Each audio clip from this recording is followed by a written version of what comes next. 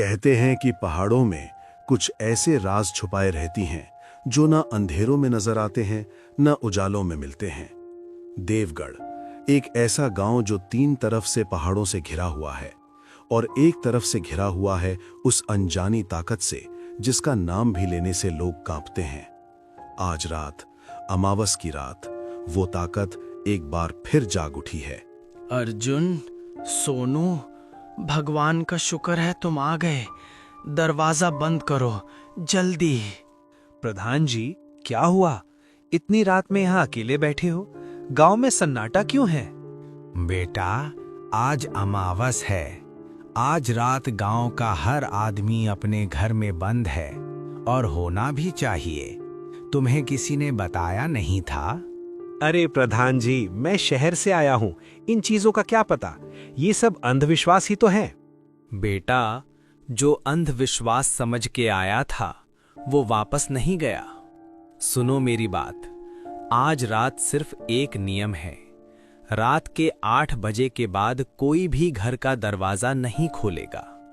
ना तुम्हारी माँ बुलाए, ना तुम्हारा भाई, कोई भी नहीं, समझे? ठीक है प्रधान जी, ठीक है, हम सीधा घर जाते हैं। ये लोग भी ना पहाड़ों में रहते रहते दिमाग पर भी पत्थर जम गए हैं। चुड़ैल वुड़ैल कुछ नहीं होती। पर जो अर्जुन अंधविश्वास समझ रहा था वो इस गांव की सच्ची यादें थीं, खून से लिखी हुई। और आज रात वो यादें एक बार फिर जिंदा होने वाली थीं। अर्जुन, सोनू, अंदर आओ जल्दी। दरवाजा बंद करो, पीछे से भी। माँ, क्या हुआ? तुम क्यों डरती हो? चुप रहो और अंदर आओ। आज रात कुछ मत पूछो, बस दिया जलते रहने दो। दादी, आप ठीक हो? मैं ठीक हूँ बेटा, ये रात ठीक नहीं है। दादी, ये सब क्या है? गांव में इतना डर क्यों है? बैठ जा अर्जुन, आज रात की कहानी सीधा दर्द की जुबान में बोलूंगी, इसलिए ध्यान से सुनना। जब मैं नई नवेली बहू थी इस गांव में, तब भी एक अमावस आई थी, बिल्कुल ऐसी ही। कोहरा इतना घना था कि एक हाथ आगे भी नहीं दिखता था। और उस रात गांव के सबसे ताकतवर आदमी ने भी अपना दरवाजा खोला, बस एक बार। फिर क्या हुआ दादी? फिर वो आदमी कभी नहीं मिला। सुबह सिर्फ उसकी चप्पलें मिली थी दरवाजे के बाहर और एक अजीब सी गंध, जैसे पुराने पातों की सड़ी हुई लकड़ी। दादी, वो किसी और वजह से भी गायब हो सकता था। पहाड़ों में अक्सर लोग रास्ता भटक जाते हैं। हाँ बेटा, लेकिन रास्ता भटक जाने वाले लोग अपनी चप्पलें दरवाजे के बाहर नहीं छोड़ जाते और उनके पैरों के नीचे जमीन काली पड़ जाती है, जैसे वहां से कोई चीज गुजरी हो जो ना इंसान हो ना जानवर। वो चुड़ैल वो सिर्फ रात में नहीं आती, वो पहले सुनाई देती है, किसी प्यारे की आवाज में। माँ, बहन, पत्नी, जो भी तुम्हारे दिल के सबसे करीब हो, उसी की आवाज में वो तुम्हें बुलाती है। और जब तुम दरवाजा खोल दो, तब तुम खुद ही उसकी तरफ चले जाते हो। पर दादी, हम पहचान क्यों नहीं पाते? क्योंकि बेटा, डर में इंसान सिर्फ वो सुनता है जो सुनना चाहता है, और वो चुड़ैल यही जानती है। इसलिए आज रात चाहे कुछ भी हो जाए, दरवाजा मत खोलना।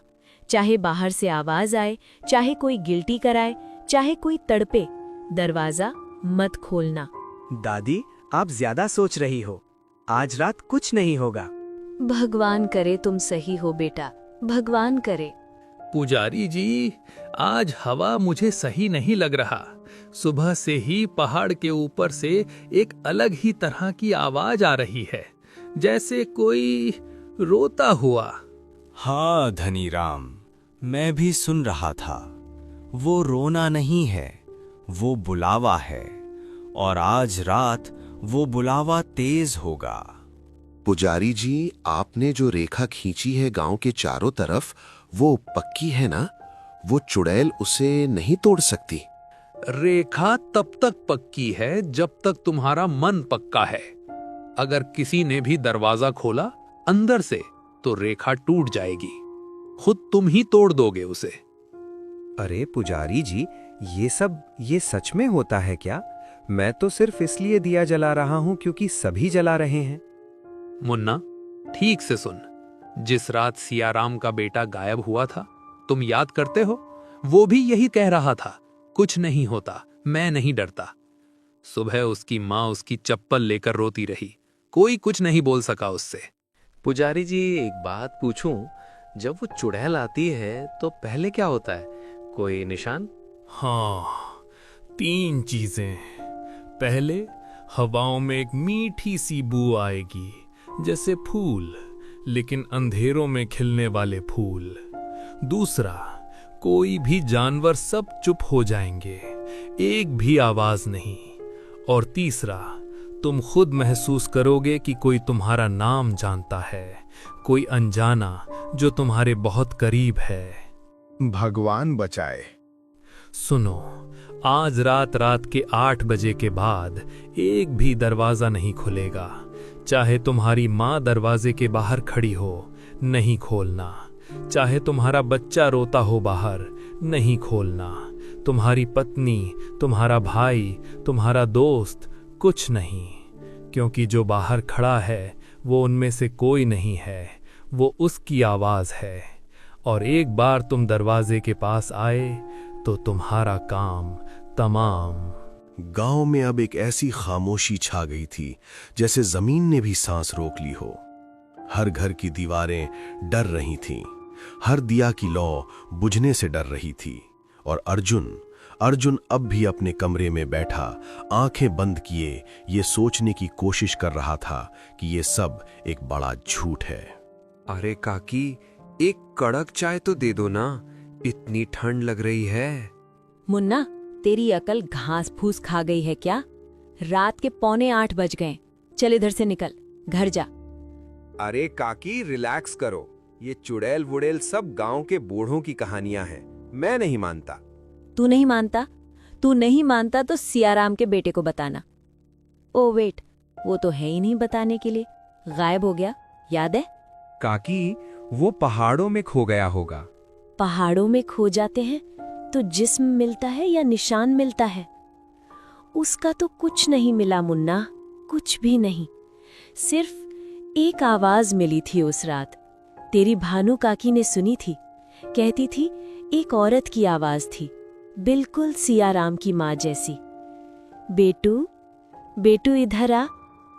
और सियाराम का बेटा चला गया। काकी, ये सच्ची बात है? मैं झूठ बोलने की उम्र में नहीं हूं बेटा। चल अब सीधा घर जा। और सुनो, दरवाजा खोलना मत। चाहे मैं ही दरवाजे के बाहर आऊं और बोलूं कि चाय ले जाओ, मत खोलना, वो मैं नहीं होऊंगी। ठीक है काकी, मैं जाता हूँ। पर काकी, आप भी सीधा घर जाना, इधर मत रुकना। हाँ हाँ, मैं भी जा रही हूँ, अब निकल जा। मुन्ना अब अकेला था उस अंधेरी गली में। हवाओं में एक अजीब सी मीठी खुशबू आ रही थी, फूलों जैसी, पर अंदर से सड़ी हुई। मुन्ना को पता नहीं था कि ये पुजारी भवादास का पहला निशान था। चुड़ैल आ चुकी थी। अरे, कुत्ता क्यों चुप हो गया? अभी तो भौंक रहा गया। मुन्ना, मुन्ना बेटा, इधर आ। माँ, माँ, तुम यहाँ क्या कर रहे हो? मुन्ना, तुझे ठंड लग रही है ना? आ बेटा, घर आ, मैं यहाँ हूँ। और फिर गांव में एक और दिया बुझ गया। रात के 7:15 बज चुके थे। अर्जुन के अंदर एक जंग चल रही थी। एक तरफ दादी की डरावनी कहानियां, दूसरी तरफ उसकी पढ़ी लिखी सोच जो बार बार बोल रही थी ये सब बकवास है। लेकिन फिर भी इस रात में कुछ तो था, एक एहसास जिसे वो पकड़ नहीं पा रहा था। कुछ नहीं है, बस कोहरा है, ठंड है और गांव के लोग डर गए हैं। मैं अगर बाहर जाऊं तो खुद देखूंगा कि कुछ नहीं है, फिर इन्हें प्रूफ दूंगा। सिर्फ एक बार, बस थोड़ी देर के लिए। बाहर कुछ नहीं है। बाहर की हवा बिल्कुल अलग थी। अंदर की हवा में दिया की आंच थी। यहां सिर्फ सूनापन था और वो मीठी खुशबू, जैसे कोई तरफ से घास चल रही हो, जैसे कोई ऊंचा पेड़ सड़ रहा हो। देखा, कुछ नहीं है, बिल्कुल शांत है गांव। ये लोग बेकार ही डराते रहते हैं।